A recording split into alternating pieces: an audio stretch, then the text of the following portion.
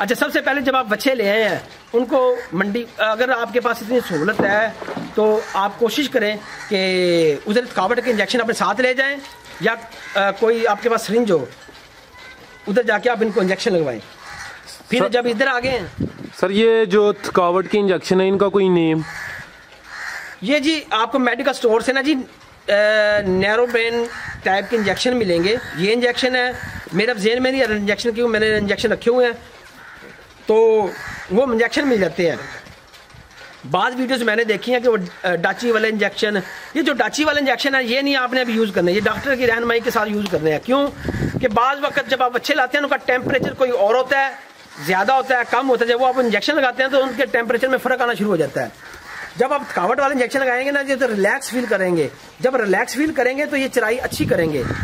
तो हमारा मेन मकसद है कि इनकी थकावट दूर करनी। जब आप थकावट इनकी फुली रिलैक्स देंगे ना तो इंशाल्लाह ये ग्रोथ आते के साथ करनी शुरू कर देंगे। तो थकावट वाला इंजेक्शन है वो आपको मेडिकल स्टोर पर जाएं, उनसे कहें यार अच्छे कौन से इंजेक्शन है, वो आपको दे देंगे।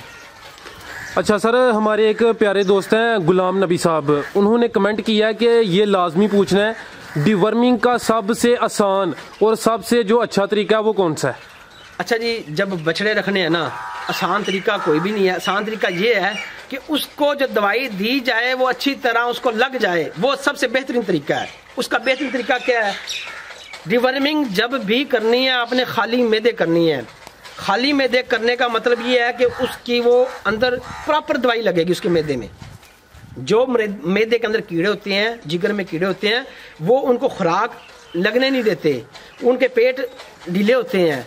क्योंकि जब मंडी में जाते हैं ना हम, तो बाद बछड़े ऐसे मिलते हैं उनके पेट लटके होते हैं, क्योंकि मालक जिनके पास बछड़े आते हैं वो दूध कम छोड़ते हैं, वो अपनी उम्र से ज़्यादा बड़े होते हैं।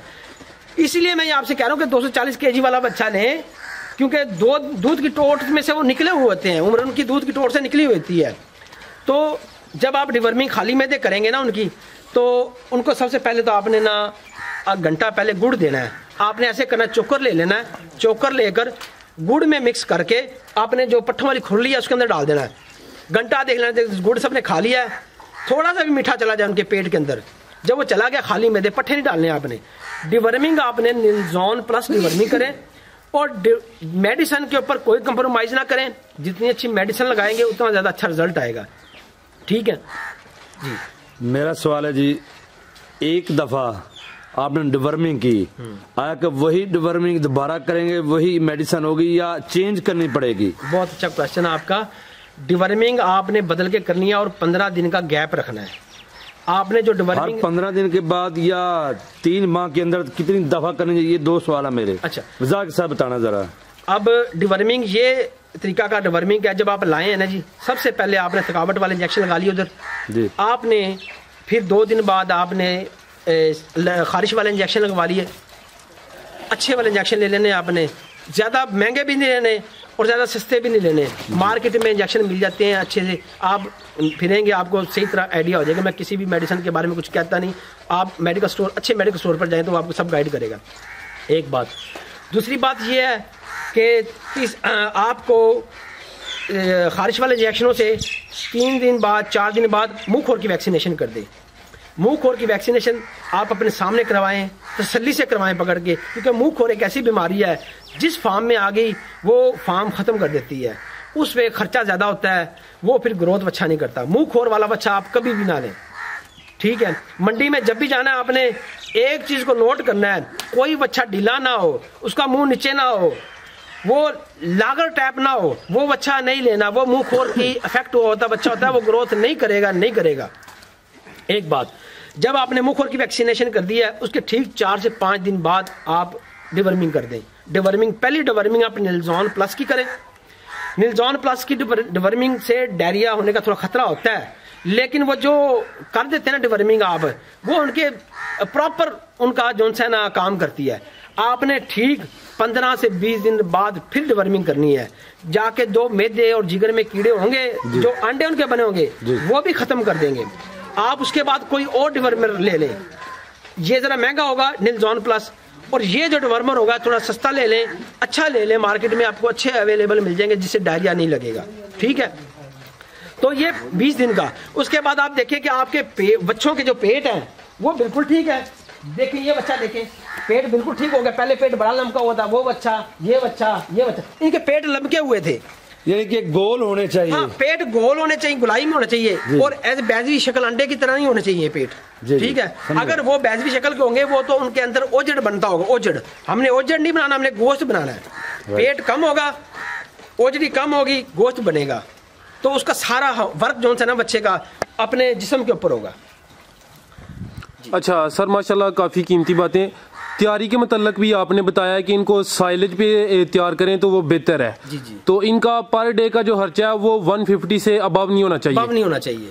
तो अभी लास्ट पे बात आ जाती है इनकी फ़रोख्त की, यानी कि इतना कुछ करने के बाद इनको फ़रोख्त किस तरह और किस जगह करना है?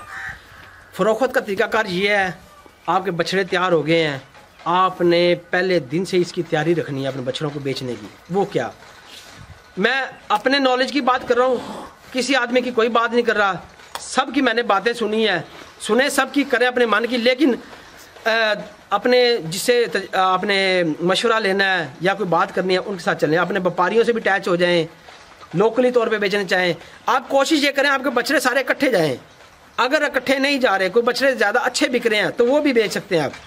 व्यापारी होते हैं इलाके में, वो भी, घर वाले भी, कुर्बानी भी आगे आएगी, उसके लिए बछड़े को अच्छे हो जाते हैं, वो भी ले लेते हैं। सबसे पहली बात ये है कि आपने जो बछड़े हैं ना, स्लाटर हाउस वालों से आप नेट पे चल जाएं। आप नेट पे गूगल पर जाएं और स्लाटर हाउस लिखें, आपको सारी वेबसाइट सबके नंबर आ जाएंगे। आप सबको नंबरों से आप अटैच हो जाएं, अपना व्हाट्सअप उनके साथ अटैचमेंट कर लें, उनको अपने बच्चों की वीडियोस भेज दें। जी हमने बच्चे डाले हैं और हमारे इतने बछड़े हैं, हम आपको बछड़े देना चाहते हैं, आज इतने दिन के हो गए हैं। आप वीडियो बनाएं, अपनी वीडियो बनाएं, वीडियो बना के उनसे बताएं। तो आपकी 15 दिन के बाद वीडियो भेजें, महीने के बाद फिर कर लें। जब 2 महीने हो जाए मुकम्मल, उसके बाद आप तेज़ी से काम शुरू करें उनके साथ, ताकि वो आपका होमवर्क तेज़ हो जाएगा। बछड़े आपके 3 माह से पहले 2-4 दिन पहले या 5 दिन बाद आपके बिक जाने चाहिए। और वो स्लाटर हाउस वाले, अगर मैंने जैसे आपको बताया कि 240 kg से ऊपर बछड़ा होगा ना, वो इंशाल्लाह 2 महीने में तैयार हो जाएगा। जो अगला महीना होगा वो उसका एक्स्ट्रा लार्ज होगा। और बाज़ वक्त जो बछड़ा 240 वाला है, वो स्लाटर हाउस की डिमांड होती है, यार हमें अभी चाहिए। तो जो वो बछड़ा है 240 kg वाला, वो ज़्यादा ग्रोथ करता है, तो उसके फिर स्लाटर हाउस वाले के पास डिमांड आ जाए तो वो आपको रेट भी अच्छा दे देता है, फिर आपको किराया भी देता है। ये असल प्रॉफिट है बंदे का, आदमी का, ये असल प्रॉफिट जो एक फार्म वाले का, बछड़े फार्म वाले का है ना, प्रॉफिट ये है वो। अच्छा सर, इसके अलावा जो स्लाटर हाउस वाले हैं उनकी क्या क्या डिमांड्स हैं, और उधर जो वो बछड़ा हमसे खरीदते हैं वो क्या हिसाब है उनका, किस तरह वो रेट तय करते हैं, फार्मर को किस तरह वो पैसे देते हैं? असल में जो मेरे नॉलेज में बात है, जो मुझे पता लगी है, स्लाटर हाउस वाले कहते हैं कि बछड़ा 240 से ऊपर हो, 300 kg तक हो, 300 kg से ऊपर भी हो जाए, तो उनकी रेट मुख्तलिफ होते हैं। अगर बछड़े का गोश्त अच्छा है, ज़्यादा बछड़ा भारी है, उसका वो 430 से शुरू होते हैं और 460 तक जाते हैं। एक मौसम बड़ा अफेक्ट करता है। मौसम जो सा देखते हैं कि अब जैसे गोश्त की डिमांड बढ़ गई, अब आगे आगे डिमांड बढ़ रही है गोश्त की, तो उनके रेट बढ़ने शुरू हो जाएंगे। तो ये जो चीज़ें हैं ये वक्त के साथ और रेट चलते हैं उनके 450 से लेके 460, 430, 440, 60 तक, 70 तक भी जाते हैं। लेकिन वो बछड़े की सलाखत देते हैं, जो वो सलाखत होती है, बड़ा बछड़ा होता है उसको 5000 तक सलाखत देते हैं, 4000 तक भी देते हैं, 3000 तक भी देते हैं। तो ये इनके मुख्तलिफ रेट है। ठीक है सर।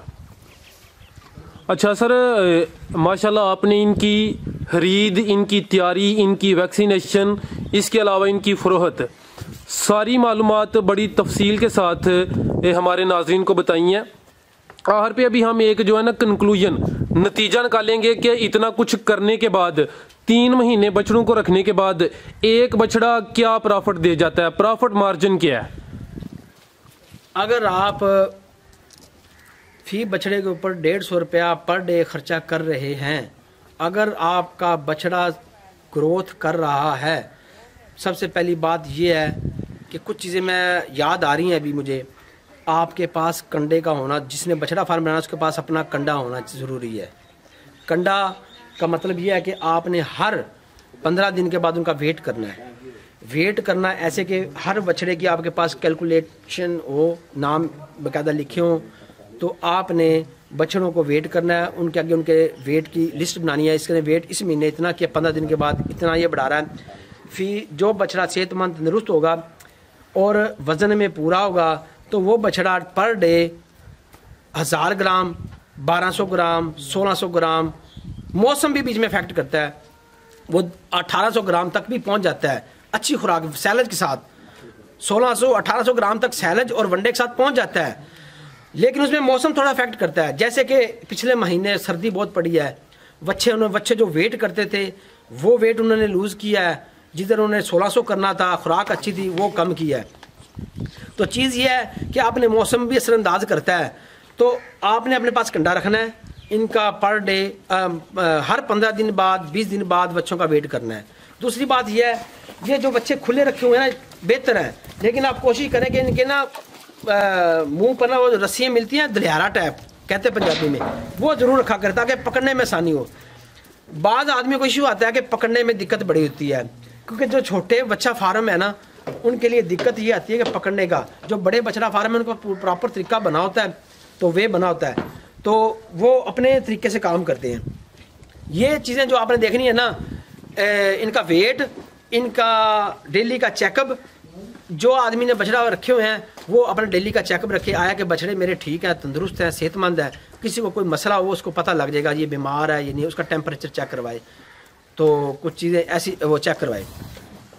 तो बाकी दूसरा ये है कि आप इनका डेली का चेकअप अपनी नज़रों से, काम जो आपका साथ आदमी काम कर रहा है उसको भी पता होना चाहिए कि ये डेली का इनका ये सूरत हाल है। तो दूसरा इनका आपको पता लग जाएगा ये बच्चा वेट कर रहा है नहीं कर रहा। अगर बिल फर्ज कोई बच्चा बीमार है, वेट नहीं कर रहा, उसको फ़रोख्त कर दे, उसकी जगह कोई नया बछड़ा ले आए उसी प्राइस में। अगर 4-5 हज़ार रुपया लॉस हो रहा है तो वो आपको 4-5 हज़ार रुपया अब लॉस हो जाएगा। आप कोई बछड़ा 4-5 हज़ार अपने पास से डाल लें, वो बछड़ा नया ले आए। अगर वो 7-8 हज़ार होता है तो वो ग्रोथ उस टाइप से ज़्यादा करेगा, वो आपका खाना, वो आपका 150 रुपये डेली जो खर्चा होगा उसको रोक देगा, तो वो आपको इधर इन्वेस्टमेंट आपकी आ जाएगी। लेकिन काम जब तक आप नहीं करेंगे और जब तक आप फील्ड में नहीं आएंगे आपको कुछ नॉलेज नहीं आएगा। नहीं, मेरा एक सवाल और रह गया। जी जी, आखिरी सवाल है। जी जी, लंबी बातें, काफी वीडियो लंबी हो गई है, तो क्वेश्चन मेरा ये है, जो शेड है जी जी, ये किस सिमत होना चाहिए, शिमाल, मशरक, मगरब, जनूब, ये इसके बारे में तफसीलन आखिरी सवाल बता दें। आपने अपने इलाके के मुताबिक शेड बनाया। सूरज जोन है ना जी, जी मशरिक और मगरिब हमारा होता है सूरज। जी जी, सूरज का जो सूरज हमारा जो शेड है ना, ये शेड सही नहीं मत बना हुआ गर्मियों के लिए, सर्दियों के लिए तो ठीक है। इस शेड का मुंह इस तरफ होना चाहिए, सूरज इस तरफ से पड़ना चाहिए, सूरज को मशरक से मगरब से, हाँ नहीं जी, शमालन जनूबन होना चाहिए। अच्छा, ठीक है जी, तो इधर को होना चाहिए। मशरिक मगरिब आपका नहीं होना चाहिए, क्योंकि हमारा इलाका मशरिक मगरिब वाला शेड वाला नहीं है। अच्छा, शेड आपका इस तरफ होना चाहिए, शमालन जनूबन। शमालन जनूबन, जी जी, उसका मुंह जोन सा है इधर होना चाहिए, इस तरफ। ठीक है जी। तो आपका शेड तकरीबन कितने मरले का है ये शेड, और ये जगह टोटल कितनी जगह है? ये जो टोटल जगह है तकरीबन 1 कनाल में जगह है ये। अच्छा, टोटल जो इसमें बछड़ों के लिए तकरीबन ये है 12 का मरले जगह ये टोटल। जी जी। अच्छा सर, आपने पहले जिक्र किया कि अगर इनकी ग्रोथ अच्छी हो तो फिर इनमें नफा है। अगर ये ग्रोथ अच्छी करती हैं तो 3 महीने में सारे अखराजात निकालकर एक बछड़ा अंदाजन कितनी बचत देगा? अगर आपका बछड़ा अच्छी ग्रोथ कर रहा है और आप प्रॉपर उन पर निगरानी कर रहे हैं और मेडिकेशन सारी मुकम्मल हो गई है, ग्रोथ अच्छी करे, वो आपको 3 माह के बाद 18 से 20 हज़ार रुपया आपको फी बछड़ा प्रॉफिट देगा। अगर बछड़े में मौसम इफेक्ट ना हुआ, अगर मौसम का मसला ना बना, तो अब जैसे अब ये मौसम है बछड़ों का आइडियल मौसम है, इसमें आपको बछड़े डालें और आपको ज़्यादा प्रॉफिट देंगे। जो पिछले 3-4 माह थे उसमें आपने जिन्होंने बछड़े डाले उनको प्रॉफिट कम होगा। तो कोशिश ये करें, आपने मौसम देखना है, मौसम में बछड़े ज़्यादा बेहतर रहते हैं, क्योंकि आलू की फसल होती है तो आलू सस्ता था तो लोग आलू ज़्यादा इस्तेमाल करते थे, प्रॉफिट 25-25 हज़ार रुपया फी बछड़ा भी आया है। तो जिन लोगों को उस वक्त आलू सस्ता पड़ता था वो आलू ज़्यादा डालते थे, चारा कम थोड़ी डालते थे, तो उनके अखराजात बड़े कम थे और प्रॉफिट बड़ा ज़्यादा हो रहा था। लेकिन अब आलू महंगा होने की वजह से लोगों को सैलर इस्तेमाल करना पड़ रहा है, वंडा इस्तेमाल करना पड़ रहा है, तूड़ी इस्तेमाल करनी पड़ी है, तो अखराजात बढ़ते जा रहे हैं। माशाल्लाह सर, आपने दिल खुश कर दिया, बड़ी कमाल की और अच्छी गुफ्तगू की है। आपके कारोबार के मतलब कोई अहम सवाल जो रह गया है मैंने नहीं पूछा, या जो दोस्त ये वीडियो देख रहे हैं उनका जहन है बछड़ा फार्म शुरू करना, उनके लिए कोई अच्छा सा मुहलस मशवरा? अच्छा, मशवरा ये है कि आपने काम शुरू करने से पहले ना इस्तिखारा कर लें, अल्लाह ताला से इस्तिखारा मशवरा कर लें, इसमें अल्लाह ताला की मदद भी लें। तो अल्लाह ताला की मदद तो हर इंसान के साथ होती है। इंसान को ये नीयत रखनी चाहिए, अल्लाह मेरे इस काम में ना बरकत डाल और तरक्की दे, और उसी ही से होती है तरक्की, उसी ज़ात से होती है। तो आपने नेक नीति से काम करना है। और खुसूसन ये जो बछड़े हैं ये एक बहुत ही जानवर, मासूम जानवर, मतलब कि ये बड़ा महसूस करने वाला जानवर है।